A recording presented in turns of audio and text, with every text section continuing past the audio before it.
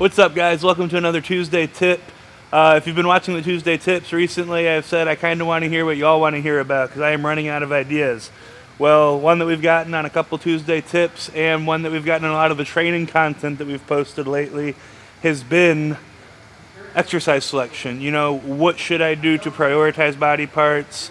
Why do this? How long should I do it for? So I just kind of wanted to go through my school of thought whenever I am doing my exercise selection, like for any given day. And I actually just got done doing this. I redid all of my exercise selection for all of my days. Still training on the same split, just like I said, entirely different exercise selection and order. So the first thing that comes down to exercise selection in my mind, and this is going to be kind of like a filter that we're going to work our way through and pick the exercises, and then I'll tell you, why I would switch them out afterwards. But the first, filter that I'm looking through for exercise selection is what is the main priority for the day, or what is, the main, bang for your buck that we can get out of that day. On a smaller body part, something like arms or, shoulders or something like that, there might not be a ton of variation to what you can do, but like a larger body part, call it back or legs, there is, quite a bit of prioritization you can do.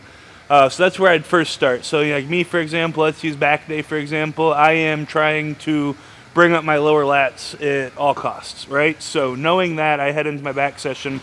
I'm going to A, prioritize exercises that hit my lower lats, and B, prioritize them early in the session.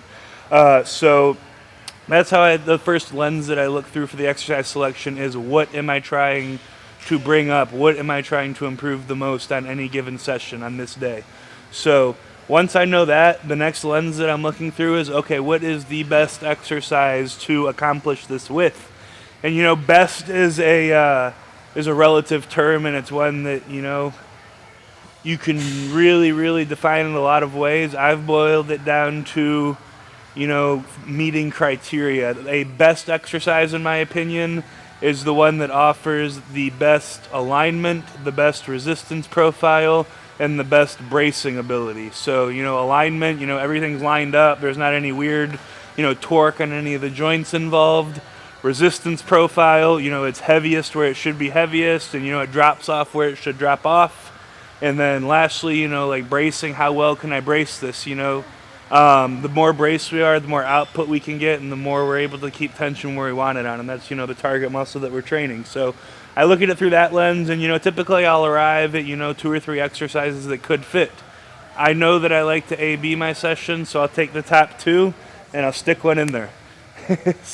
And then I'll just work my way down, through the session, filling in the working sets, keeping in mind I want to keep my sessions, 8 to 10 working sets total, so it'll typically work out to be 4 or 5 exercises tops per session. So you just kind of boil it down and work your way through, in terms of priority and what fits your body the best for exercise selection.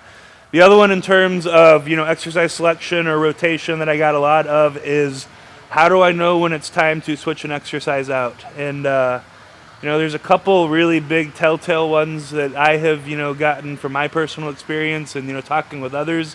And the first one is that you are no longer making progress in it. You've been running it into the dirt for a while. You've had 2-3 sessions go by where you were not taking steps forward or even taking steps back. That is a good sign that you've used up all your runway and really progressed that lift as much as you're going to at that point, and you need to go to something else to really break through that plateau in strength and tissue. The second one, and this one's going to be a little bit more on the mental side of things, this is one that I've dealt with a lot more recently than I did early in my training career, but that is, whenever an exercise becomes a mental burden to the point where it's negatively affecting your training, your mindset. For the longest time, I was a big time hack squatter, but it got to the point where I was nervous for, a day or two before leg days, and the day of leg days, my nuts would be in my throat all day long over the fact that I had the hack squat. So, At that point, that's not productive, even though, in my opinion, it was the best thing I could be doing for my quads. The mental strain it was causing, I don't know if I could argue was the best. So, switched it out for another exercise. I think it was like I switched it out for leg press. And, ran up leg press for a while because that was a new exercise. It was a novel stimulus, and I was able to build it up over time comfortably instead of, getting in a hack squat going, okay, is this the day that my legs just explode?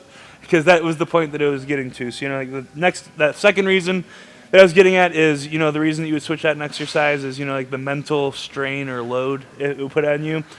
And then the last reason, and, this is one that hopefully doesn't surface a lot, especially, if you're, doing your leg work on terms of looking at those exercises through the lens and meeting the criteria we talked about earlier, but that is they are starting to put you in pain.